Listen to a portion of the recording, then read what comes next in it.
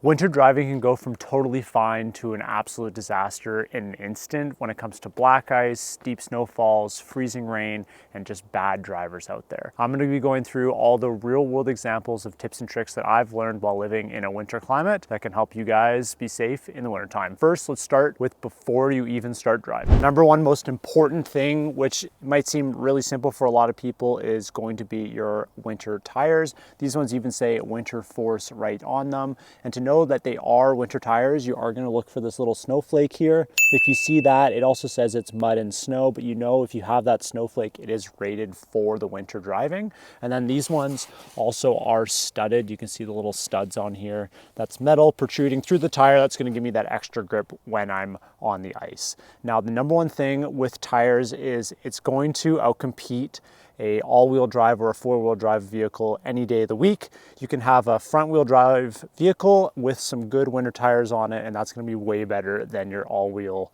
drive with some summer slicks or some all seasons on there. One thing to note with winter tires is some of them are directional, so the rotation has to be one way where the tire is actually spinning a certain direction. So if you are doing your own tires, that's one thing to look out for. Now that you have good winter tires, you're going to want to check the tire pressure for all your tires before you start driving. If you don't know where to check that, you can check it on the driver's side door. You'll see a PSI range that they should be in. This one says that there should be 35 PSI.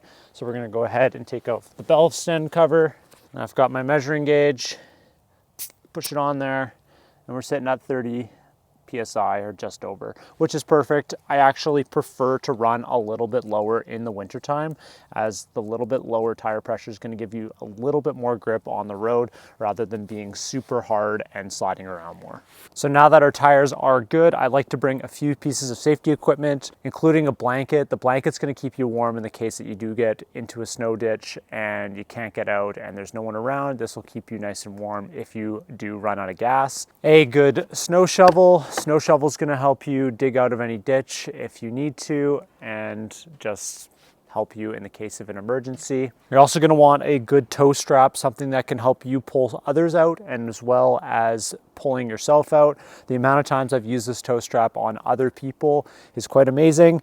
And I always bring a shackle with me as well. Sometimes there's vehicles that you have a really hard time actually attaching the strap to.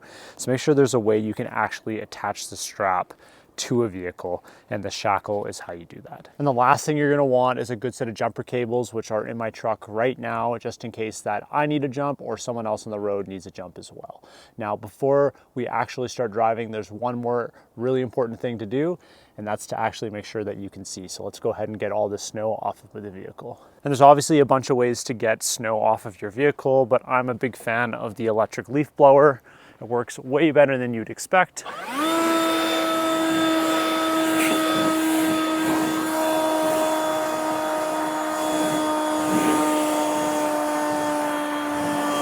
And now you are good to go. So now that we've got all of our safety gear in the vehicle, we've checked our tires, we know the tire pressure is good, and we know that they're rated for snow, and then we've cleaned off our entire vehicle so we can actually see while we're driving around.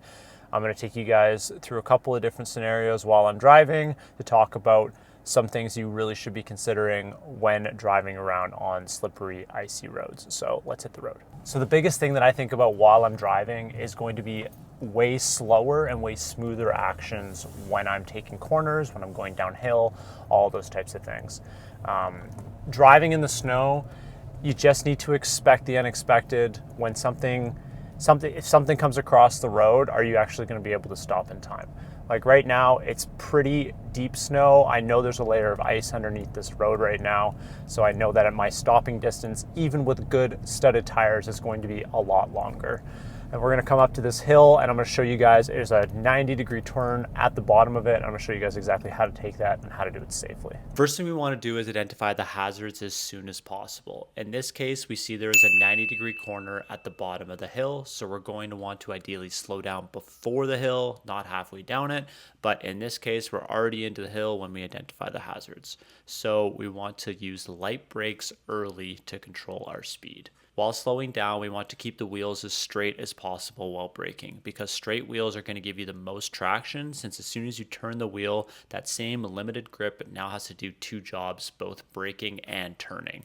And on ice and snow, there usually isn't enough traction for both. Now, just before the corner, ease off the brakes, then turn smoothly, no sudden steering. Look where you want to go, not at the ditch. If you turn your wheels too quickly, this can cause you to lose traction and continue straight. And in this case, that'll take you right into the ditch. Once you're through the turn and the vehicle is straight again, we can gently get back on the gas. One thing people forget about in snow and ice is lane position, especially when you can't see the lines. In this case, you can just barely make out the edge of the turn lane with this white line here, so it's important I stay within my lane as I know there are vehicles behind me. If you drift towards the middle or stay half in another lane, the driver behind you may not expect it, and on ice, their stopping distances are going to be much longer than normal, and that's how rear-end collisions happen. Use your local knowledge of where the lanes usually are, watch for tire tracks, and keep an eye on your mirrors for drivers coming up behind you. Having an exit plan just in case you see someone going to rear-end you is also really important. Intersections are one of the most dangerous places to be in winter. In fact, the most vehicle accidents happen in and around them, with about 40% of all vehicle collisions happening there.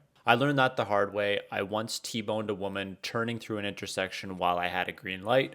It was -20 and I was driving below the speed limit, and I still couldn't stop in time on the ice. Unfortunately, with my crash, I didn't have a dash cam at the time, and I had to spend countless weeks hoping I wasn't found at fault. All that stress could have easily been avoided with a dash cam. If you're interested in getting a dash cam just like this one that looks completely stock, check the link in the description along with my how-to install video. Don't wait until something happens like I did and install one today. In winter, green doesn't mean go, it means check. Always look both ways before entering an intersection, even on a fresh green, and assume someone else might not be able to stop and is coming through the intersection at full speed. A few extra seconds can prevent a serious crash.